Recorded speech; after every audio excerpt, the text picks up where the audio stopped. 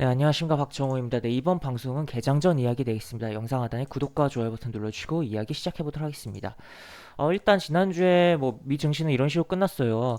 월요일 같은 경우는 미증시와의 시차가 물론 최근에는 이제 썸머타임이 종료되면서 시차가 좀 줄어들긴 했지만 우리 증시와 미증시가 그렇지만 월요일 같은 경우 어쨌든 시차가 큽니다. 그렇기 때문에 좀 영향이 덜 할 수 있는 부분인데 미증시가 우리 증시에 대한 일단 뭐 특별한 영향을 줄 수 있을 만큼의 흐름은 안 나왔어요. 다만 다우와 나스닥의 온도차가 있었다라고 보시면 되겠고, 그래서 우리 뭐 코스닥 좀 많이 금요일날 빠졌었는데 뭐 코스피에 대비해서 그렇기 때문에 오히려 좀 반등이 코스닥이 더 강하게 나올 수 있지 않을까라는 부분도 조금 생각해 볼 수 있는 대목 되겠습니다. 그리고 이제 바이든 이제 승리를 선언을 했습니다. 지금 뭐 그런 가운데 이런 내용들 있고 또 이런 내용들 있다라고 보시면 되겠고, 요거 분명히 승제 대마주라는데 우리나라도 이제 오성 첨단 소재가 굉장히 움직임이 나왔었죠. 그리고 차트를 살짝 볼까요? 차트를 살짝 보면 뭐 이런 식으로 움직이고 있는데 지금 뭐 일단 여기 꼬리가 달렸어요. 꼬리가 달리고 양봉 이런 식으로 나왔는데 요게 넘겨줄지에 대한 부분은 솔직히 좀 일단 뭐 움직임이 나올 수야 있지만 어쨌든 현재 구간에서 뭐 무리하게 뭐 먹을 게 여기 조금 있다고 하더라도 굳이 접근할 필요 있나? 라고 저는 좀 생각을 들고, 지금 현재 제 눈에는 굉장히 코스닥 싼 종목들 많습니다. 정말 많고, 지금 뭐 주워 담아서 그냥 대충 이런 표현 정말 좋아하거든요.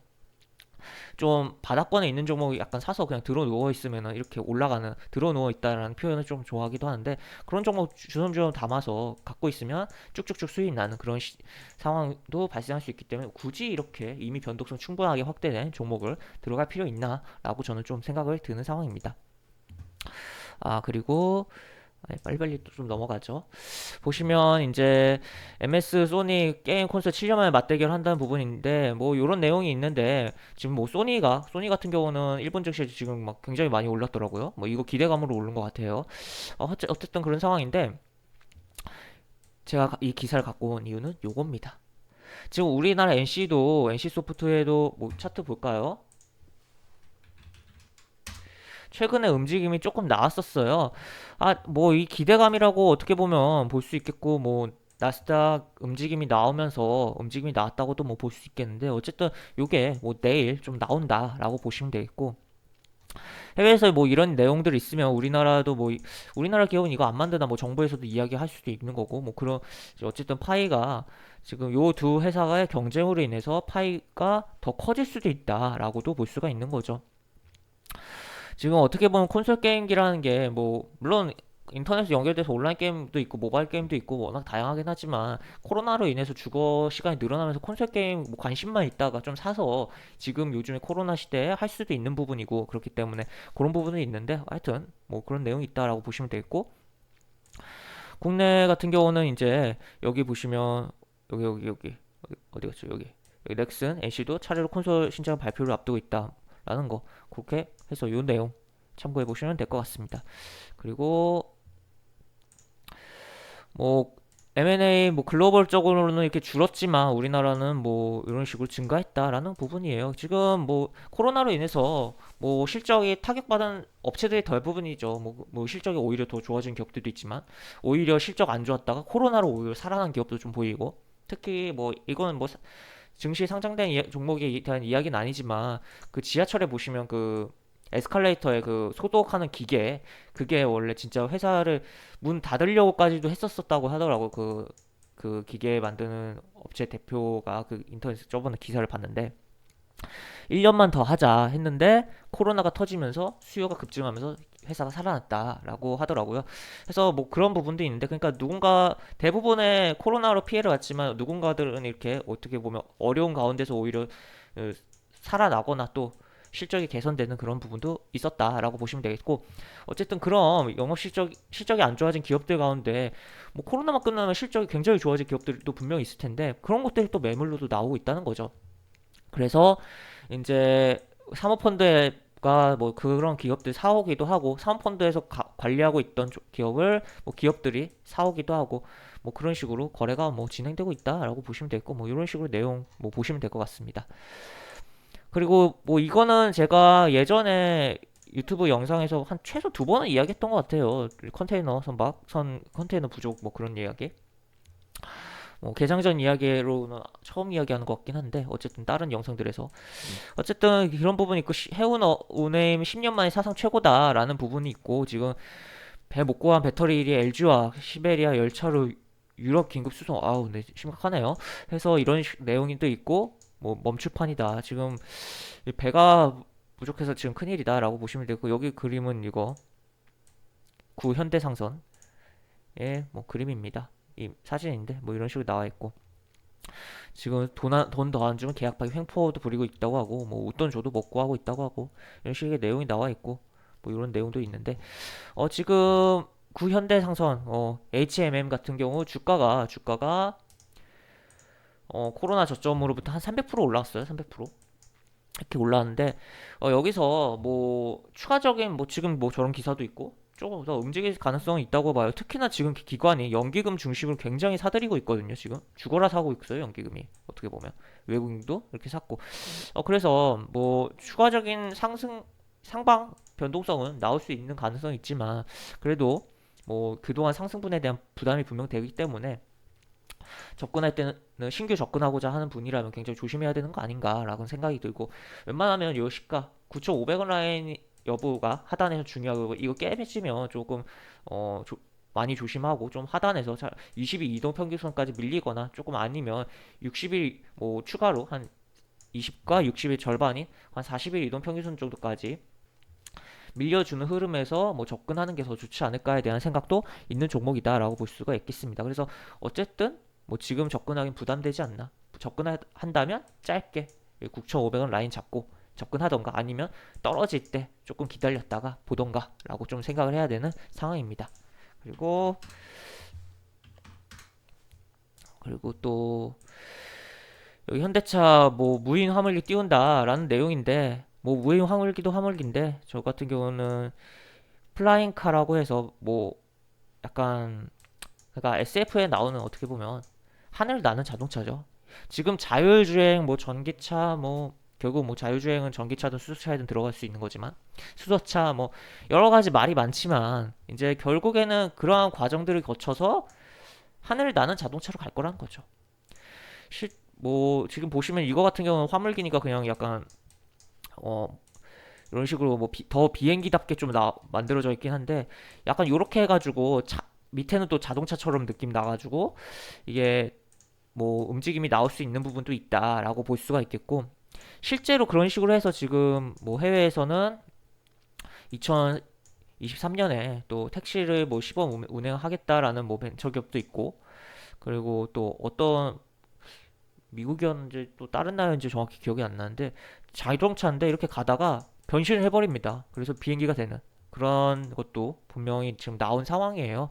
그래서 이것들이 다 상용화가 될 때가 분명 시간은 걸리겠지만 우리에겐 그러한 상용화가 되기 전에까지 계속적으로 테마성으로 조금 그러한 종목들이 또 움직이고 상용화 되는 시점에 또 실적 관련으로 그런 관련된 종목들이 움직일 수 있다라는 거죠. 그래서 물론 이거야 뭐 무인 화물기 얘기긴 한데 플라잉카에 대한 관심도 가져야 봐야 되는 상황이다라고 보시면 되겠고 플라잉카 같은 경우 결국 자동차 플러스 드론이라고 좀 생각을 하시면 될 것 같아요. 플러스 드론.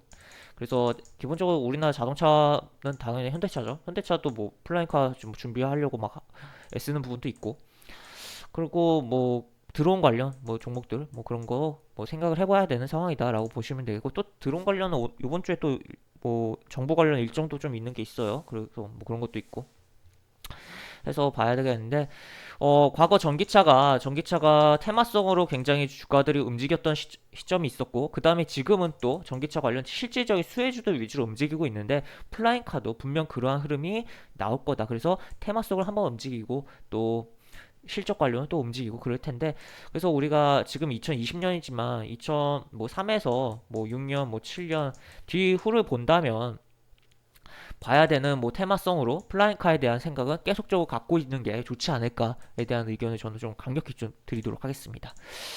그리고 뭐 요거는 뭐 일본 뭐 아몬드 밀크 시장이라는 건데 뭐 되게 확대되고 있대요. 이런 식으로 뭐 이런 식으로 확대되고 있고 내용인데 우리나라도 아몬드 밀크가 나오죠. 여기 보시면 뭐 상장사 같은 경우 이거 메일 유업 딱 눈에 보이네요. 검색해봤을 때 요거는 메일 유업이랑 또 블루 다이아몬드 라는 회사가요? 거기서 이제 합작으로 해서 만드는 제품이긴 해요. 근데 어쨌든 요것도 어떻게 보면 지금 시장이 커지고 있으니까 기업이 어떻게 보면 당연한 거죠. 시장 커지는데 들어가서 조금이라도 콩고물이라도 뭐 떨어지는 거를 회수할 수 있는, 또 어떻게 보면 시장을 어떻게 보면 갑작스럽게 들어가서 어 뭐라고 해야 된다. 굉장히 뭔가 소비자의 시선을 뭐 강하게 끌면서 굉장히 또 점유율 크게 확대하면서 좀 계기가 될 수도 있고 여러 가지 그 가능성들이 많은데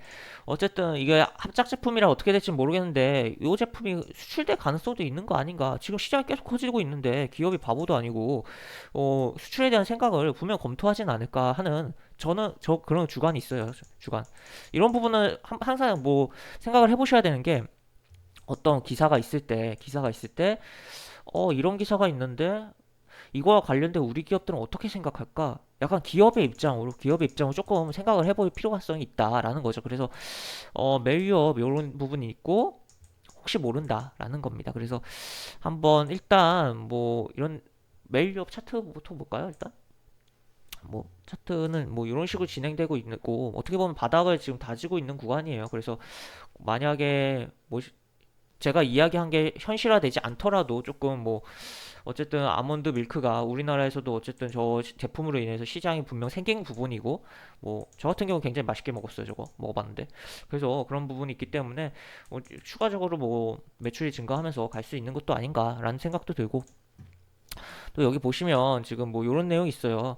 메이업은 계열사가 운영하는 브랜드의 이미지를 강조하기 위해 뭐 이런 식으로 내용을 좀 바꿨다고 해요. 그래서 굉장히 조금 변화하려는 의지도 나오고 있다라고 보시면 되겠습니다. 지금 뭐 잠정시 같은 경우는 실적의 3분기 실적도 뭐 괜찮게 조금 확인되려고 하고 있어요. 일단 뭐 잠정치니까 이거는 이제 추정치니까 실제로 어떻게 나올지는 모르겠지만, 또 실제로 이것보다 더 좋게 나오면 그거 가지고도 또 주가를 움직일 수 있는 거니까, 올라갈 수 있는 거니까 라고 보시면 되겠고, 여기 뭐 금융투자 뭐 이런 식으로 들어오고 있다. 거래량이 너무 없는 게 함정이지만 뭐 어쨌든 의미 있게 들어오고 있다 정도만 보시면 될 것 같습니다.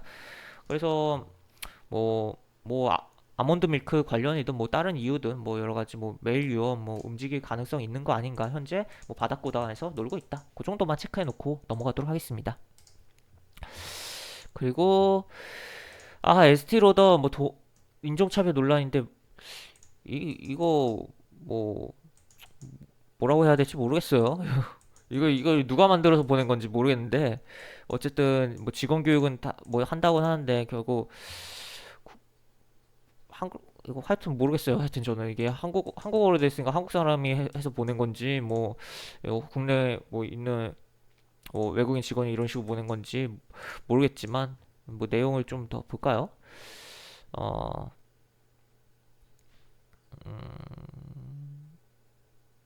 딱히 정확히 누가 보는지는 안 보였는데 어쨌든 뭐 에스티로더에서 뭐 이런 게 왔으니까 논란이 됐다라고 보시면 되겠고, 에스티로더 같은 경우는 지금 지난 뭐 미 시장에서 굉장히 신고가를 갱신해서 긍정적으로 올라가고 있어요, 주가가. 그런 가운데 국내에서 악재를 만들어 버렸다라고 보시면 되겠고, 에스티로더 갈색병이 좀 대표적인데, 갈색병 하면 저는 같이 떠오르는 게 하나 있습니다. 보라병. 바로 예전에 미샤가 뭐 에이브 CNC의 브랜드죠. 미샤가 이제 에스티로더 갈색병을 경쟁 대상으로 삼아서 좀 보라병이 나왔었죠. 그래서 뭐 요런 뭐 내용이 어떻게 보면 우리 시장에서는 에스티로더가 악재를 만난 거잖아요. 뭐 직원 교육 잘못 시켜가지고 뭐 그렇기 때문에 반대로 좀 에이브 CNC나 뭐 다른 국내 화장품 업체가 좀 반사이익을 받지 않을까에 대한 생각도 있고, 또 11월 11일 이제 뭐 빼빼로데이라고 생각하실 수도 있겠지만 이거 광군제 날짜거든요. 광군제 중국에 뭐 빼빼로데이 관련해서 뭐 빼빼로 관련 롯데 관련 종목도 움직일 수 있긴 하지만, 어쨌든 중국 광군제인데 중국판 블랙 프라이데이입니다. 그래서 우리나라 화장품들이 굉장히 많이 팔릴 수도 있다는 거죠. 그래서 화장품 관련주들 뭐 에이브 CNC든, 에이브 CNC 같은 경우 굉장히 뭐 완전히 ST로더랑 다르게 움직이고 있긴 하는데 뭐 완전히 뭐 이러고 있어요. 이러고 있는데 여기서 뭐 하방 뭐 크게 더 안 빠지면 뭐 어느 정도 기술적인 흐름은 최소한 나와줄 수 있는 거고, 그리고 또 나와줄 가능성이 높은 거고, 그리고 이제 또 광고제 관련으로 더 굉장히 탄력적인 흐름도 나와줄 수 있는 거 아닌가. 그리고 그 외 다른 화장품 종목에 대해서도 관심을 가져봐야 되는 그런 상황이다라고 조금 봐야 될 것 같습니다. 물론 이제 11월 11일 날 이제 광고제 관련으로 주가 오르는데 거기서 따라 붙으면 그건 X죠. 왜냐면 이제 오히려 이제 그때 고점 찍고 떨어질 수도 있기 때문에 그거는 생각해 보셔야겠다라고 보시면 되겠습니다. 그리고 지금 과거 1단계와 지금의 1단계는 분명 다릅니다. 두 배가 늘었거든요. 이 기준치가 사실. 설정 기준치가. 근데 거기다가 지금 뭐 확산세 이어지면 1.5단계로 확대를 하겠다 할 가능성도 있다고 해요. 그래서 지금 코로나가 끝나지 않고 있다. 네버엔딩 코로나다라고 보시면 되겠고. 하여튼 마스크 잘 쓰고, 마스크 쓴다고 다 해결되는 건 아니지만 어쨌든 굉장히 조심해야 되는 상황이다라고 보시면 되겠습니다. 그리고 지금 이거 대선 차기 대권에 대한 주자에 대한 적합도 뭐 이런 조사가 나왔는데, 지금 여기 이런 식에서 조사가 진행됐어요. 그래서 뭐 이렇게 내용도 있고 뭐 이런 식으로 뭐 내용이 있는데, 그래서 뭐 이렇게 되고 있다라고 생각해 보시면 되겠습니다. 그리고 요거는 이제 은퇴할이 5.7억 필요하다는 1인 가구. 네. 좀 슬픈 기사가 나와 있어요. 그래서 우리가 어떻게 보면 안전적인 노후를 위해서 주식을 하는 부분이기도 하니까, 어떻게 재테크로서 너무 욕심부리지 말고 좀 최대한 방어적으로 안정적으로 주식을 매매를 하면서 좀 자금을 늘려나가야 되지 않을까라는 의견 드리도록 하겠습니다. 그래서 이런 내용이 있다라고 보시면 되겠고, 그리고 공정위가 이제 하나솔루션에 과징금 157억을 부과했습니다. 한익스프레스에 일감 몰아줬다라는 부분인데, 뭐 이런 식의 뭐 내용이 있다라고 좀만 보시면 될 것 같아요. 그리고 뭐 요 내용 가지고 어떻게 보면 지금 하나솔루션 주가를 눌러버리고 그 다음에 추가로 뭐 수소든 뭐 그린 뉴딜이든, 결국 수소도 뭐 그린 뉴딜의 한 축이긴 하지만 해서 외국인 기관 들어오면서 더 고점 넘기는 그런 흐름 가능성도 있는 거 아닌가에 대한 의심도 좀 해봐야 되긴 하겠는데, 어쨌든 당장 과징금 때려 맞은 건 사실이고, 현재 뭐 수급적으로는 외국인 이탈도 좀 있어요. 물론 여기 들어온 것도 있지만 기관도. 그래서 어쨌든 단기적으로는 수급이 안 좋아질 가능성이 있는 상황이다라고 좀 생각을 해봐야 되지 않을까라고 봐야 될 것 같습니다. 해서 이렇게 내용들을 마무리를 하도록 하겠는데, 우리 뭐 증시도 보도록 하죠. 뭐 여기 보시면 코스닥 이렇게 돼 있고, 아까 이야기해줬듯이 나스닥이 조금 미묘하게 올랐으니까 오히려 오늘 코스닥이 조금 더 좋을 수 있지 않을까.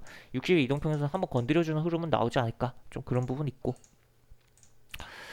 그리고 코스피는 뭐 이런 식인데, 코스피는 여기서 그냥 좀 쉬어가는 흐름이 나오거나 아니면은 조정이 조금 더 나와주지 않을까. 5일 평균선 닿을 수 있도록 음봉으로 그런 가능성이 있지 않을까, 그렇게 생각되는 상황입니다.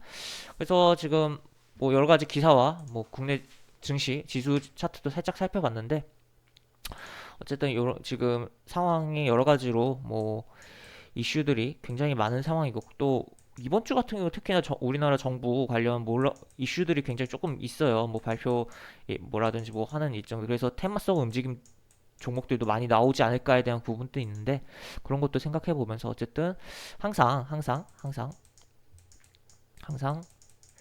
시장을 보실 때 좀 너무 공격적으로 보시지 마시고, 최대한 방어적으로 보면서 안전하고 편안한 매매 하셨으면 좋겠다는 의견 드리도록 하면서 이번 영상을 마무리하도록 하겠습니다. 영상 하단에 보시면 설명과 댓글 부분에 동일한 링크 들어가고, 이 링크 타고 들어오시면 제가 운영하는 무료 카톡방으로 입장하실 수 있습니다. 이것으로 영상 마무리하도록 하겠습니다. 박정호였습니다. 감사합니다.